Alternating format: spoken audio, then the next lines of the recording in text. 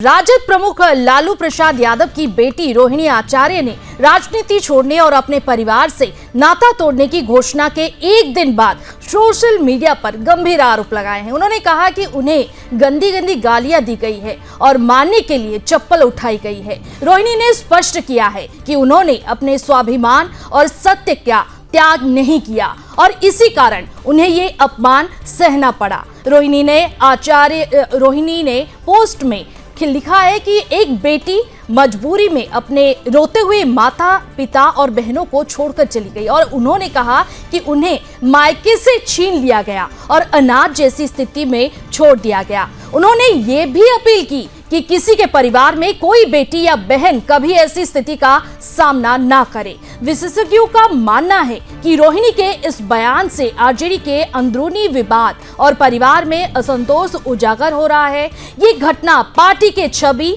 और नेतृत्व संकट को और बढ़ा सकती है। राजनीतिक विश्लेषक से इसे लालू परिवार के अंदरूनी तनाव का संकेत मान रहे हैं, जो जनता के बीच पार्टी की छवि पर असर डाल सकता है। आपको बता दें कि रोहिणी का ये पोस्ट ये भी दर्शाता है कि उन्होंने सत्य और स्वाभिमान को सर्वोपरि रखा और व्यक्तिगत और पारिवारिक दबावों के बावजूद अपनी राजनीतिक और सामाजिक चेतना को बनाए रखा। इसका असर आरजेडी के नेताओं और पार्टी कार्यकर्ताओं के बीच संतुलन और सामंजस्य पर भी पड़ सकता है। वहीं बिहार केंद्रीय मंत्री और एलजेपी प्रमुख चिराग पासवान ने आरजेडी प्रमुख लालू प्रसाद यादव की बेटी रोहिणी आचार्य के राजनीति छोड़ने पर प्रतिक्रिया दी है। उन्होंने कहा कि वे इस मामले पर कोई टिप्पणी नहीं करेंगे क्योंकि ये परिवार का निजी विवाद है। चिराग पासवान ने कहा कि हमारे राजनीतिक मतभेद जरूर है,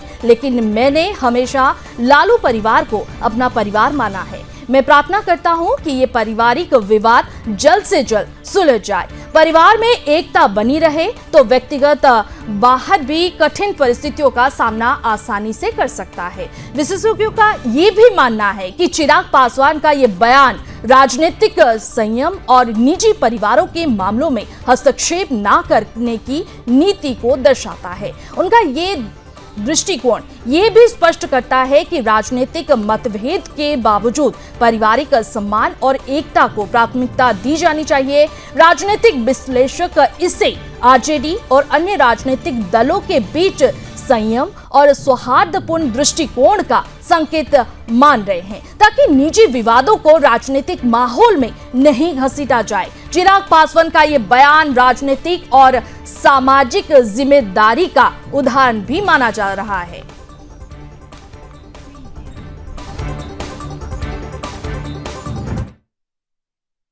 नहीं, मेरा कोई परिवार नहीं है।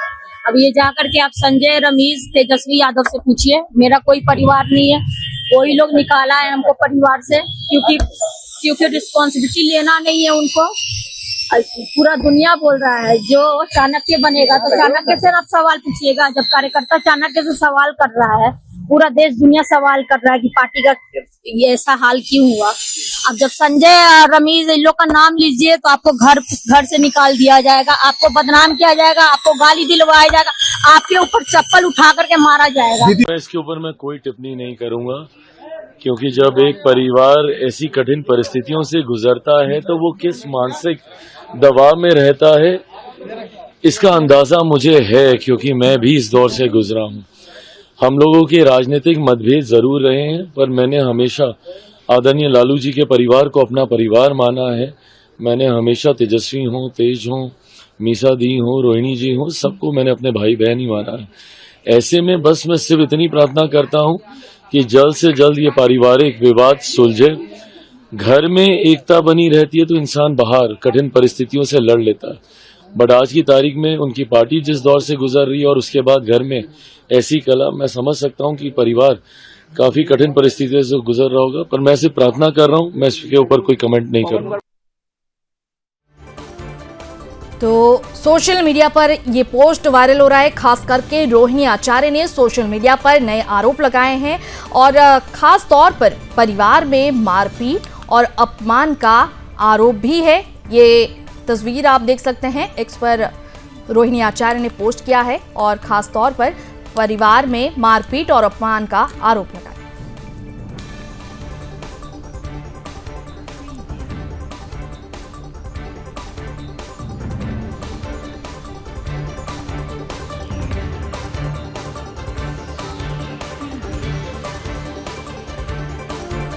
जानकारी के लिए हमारे साथ जुड़ रहे हैं हमारे संवाददाता सौरभ और हमारे आउटपुट हेड कुंदन जी भी जुड़े हैं। तो पहले मैं रुक करूंगी सौरभ के पास। सौरभ, रोहिणी आचार्य ने सोशल मीडिया पर नए आरोप भी लगाए हैं और सबसे बड़ा सवाल है सौरभ कि रोहिणी आचार्य ने राजनीति छोड़ने का फैसला क्यों लिया? क्या इसके पीछे कोई पार्टी के अंदर का दबाव या पारिवारिक विवाद है?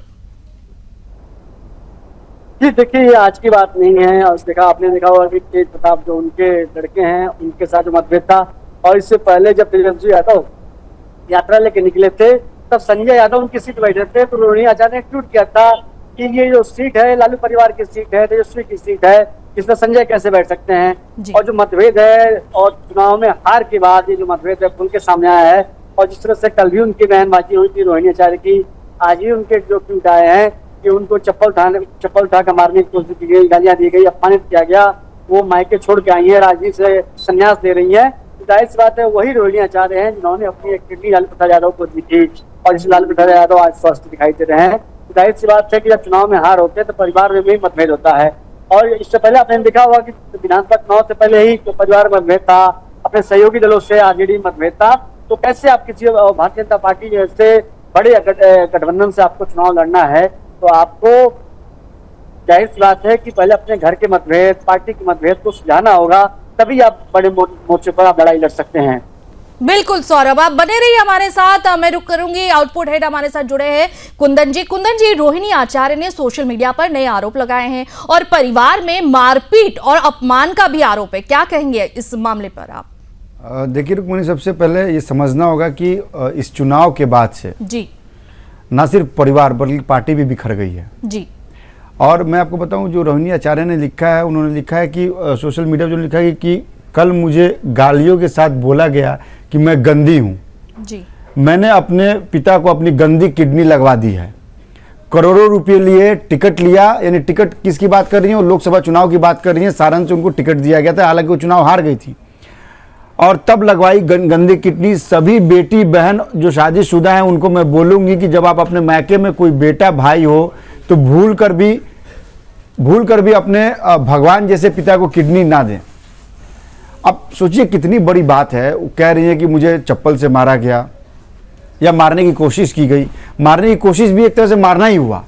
एक बेटी खुलेआम ये बात कह रही है, सोशल मीडिया पर एक्टिव है। आपको मैं बता दूं, रोहिणी आचार्य सोशल मीडिया बहुत एक्टिव हैं, उनके बहुत सारे फॉलोअर्स हैं, और इसके पहले भी उन्होंने अपने पिता और अपने पूरे परिवार और पार्टी को अनफॉलो कर दिया था। तो ये कहीं ना कहीं ये बता रहा है कि जो ये हार का ठिकरा जो है वो अपने आप पे कोई लेने को तैयार नहीं, जिसकी वजह से रोहिणी इतना बिदकी हुई है। रोहिणी ने ये इन कड़े शब्दों के साथ ऐलान किया और वो वापस अपने मैके चली गई। उन्होंने एक बात और बहुत गंभीर कही कि मैंने जब किडनी दी तो ना अपने पति से अनुमति ली, ना अपने ससुराल से अनुमति ली।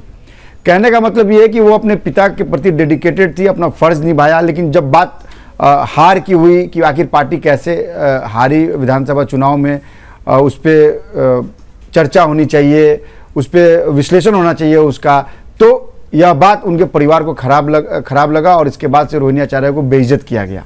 दूसरी बात, लालू यादव इस समय बहुत बीमार हैं, और न सिर्फ पारिवारिक कलह बल्कि पार्टी में भी जो टूट है, यह साफ साफ बताता है कि आने वाले दिन में न सिर्फ आरजेडी बल्कि लालू परिवार के लिए भी बहुत मुश्किलें खड़ी होने वाली है, क्योंकि रोहिणी आचार्य बहुत मुखर हैं, बोलने में वोकल हैं।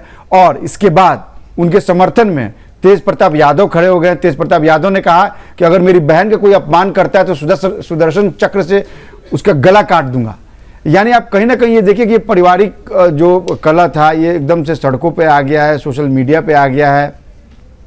तो कहीं ना कहीं ये लग रहा है ऐसा कि आने वाले दिन में लालू का परिवार और उनकी पार्टी दोनों के लिए बहुत मुश्किल है। हालांकि लालू की पार्टी अगर बात करें क्या आने वाले समय में रोहिणी मीडिया के सामने खुलकर सामने आएंगी या प्रेस कॉन्फ्रेंस भी करेंगी इस मामले को लेकर? देखिए, रोहिणी आचार्य सिंगापुर चली गई हैं। उन्होंने कल एयरपोर्ट पे बयान दिया है, लेकिन जिस तरह से वो सोशल मीडिया को अपना हथियार बनाती है और जिस तरह सोशल मीडिया पे वो एक्टिव होती है, वो अपनी बात पहुंचाने में, करोड़ों लोगों तक पहुंचाने में अपनी बात सफल हो रही हैं। लेकिन सवाल इसका नहीं है, सवाल इसका है कि आप देखिए ये पार्टी किस तरह से टूटी और ये परिवार किस तरह से टूटा है। अब ये देखिए, दो बेटे लालू यादव के, तेज प्रताप यादव, तेजस्वी यादव, तेज प्रताप यादव अलग हो गए। उनका भी पारिवारिक मामला जो मीडिया के सामने आया, उसके बाद लालू यादव ने कहा कि भाई नैतिकता को मानते हुए मैं उनको पार्टी से और परिवार दोनों से निष्कासित करता हूं। इसके बाद रोहिणी आचार्य तेजस्वी यादव के पक्ष में थी, तेज प्रताप यादव के पक्ष में नहीं थी, लेकिन जिस तरह से अब उन्हें लगा कि नहीं, अब ये समय आ गया है कि अब बताने के लिए मीडिया के सामने या लोगों को कि पार्टी में न सिर्फ कलह, परिवार में भी बहुत अंदरूनी कलह है। और जयचंद, जिसको बार बार तेज प्रताप यादव कहते हैं, संजय यादव को जयचंद कहते हैं, उसका बार बार जो है वो तेज प्रताप यादव ने कहा कि जयचंद की वजह से परिवार बर्बाद हो गया, पार्टी भी बर्बाद हो रहा है। आज रोहिणी आचार्य भी कमोबेश वही बात कह रही हैं लगातार। और संजय यादव का इंटरफेरेंस इतना है परिवार में रोहिणी आचार्य के अनुसार कि वो मानती हैं कि इस परिवार को टूटने में और पार्टी की हार में सबसे बड़ा कारण जो था वो संजय यादव हैं। उसी की वजह से ये पार्टी टूटी है, परिवार टूटा, पार्टी में इतना बिखरा है। और मैं आपको एक बात बताऊं रुक्मणी कि अभी कल ही मेरे किसी एक वरिष्ठ पत्रकार से बात हो रही थी जो बिहार को बड़े करीब से देखते हैं और खासकर लालू परिवार की राजनीति को उन्होंने बहुत करीब से देखा है, आरजेडी की भी राजनीति को बहुत करीब से देखा है। उन्होंने मुझे बताया, नाम तो नहीं बताया, लेकिन उन्होंने ये बताया कि एक चुनाव से पहले एक समय था जब हर पार्टी के टिकट के लिए लोग वहां अप्रोच करते थे, लेकिन ऐसा पहली बार हुआ कि आरजेडी के पार्टी से टिकट लेने के लिए कोई भी उनके पास अप्रोच नहीं करता था। जी, आप सोचिए कितनी बड़ी बात है कि पार्टी पहले ही हार चुकी थी, या एक मोमेंटम बनाया गया कि भाई चुनाव में कि आरजेडी ने दमखम से चुनाव लड़ा है, लेकिन सच्चाई यही थी कि पार्टी हार चुकी थी, पहले ही हार चुकी थी। पार्टी की अंदरूनी लड़ाई बहुत है। आपको रोकना चाहूंगी, सौरभ आपके पास आऊंगी। इस विवाद और इस मामले में राजद या लालू परिवार की तरफ से इन आरोपों पर कोई आधिकारिक प्रतिक्रिया सामने मिली है क्या आपको कुछ? जी देखिए, अब तक कोई बयान तो सामने नहीं आया है, लेकिन जाहिर बात है जिस तरह से परिवार में जो मतभेद हैं वो विधानसभा चुनाव से पहले ही खुल के सामने आए हैं। और इसका उदाहरण आपको देखने को मिला है जब तेज प्रताप यादव को घर से निकाल दिया गया, पार्टी से निकाल दिया गया, उन्होंने अपनी नई पार्टी बनाई और उसके बाद अपने भाई तेजस्वी यादव को लगातार हमले करते रहे। और उसके बाद रोहिणी आचार्य लगातार जो रोहिणी आचार्य है वो अपने भाई तेजस्वी यादव को भी कई बार हमले किए। और संजय यादव, और खासतौर से संजय यादव वही हैं राज्यसभा के सांसद है, हरियाणा से आते हैं, और कई बार उनके ऊपर तीखे हमले किए गए हैं, तंज किए गए हैं।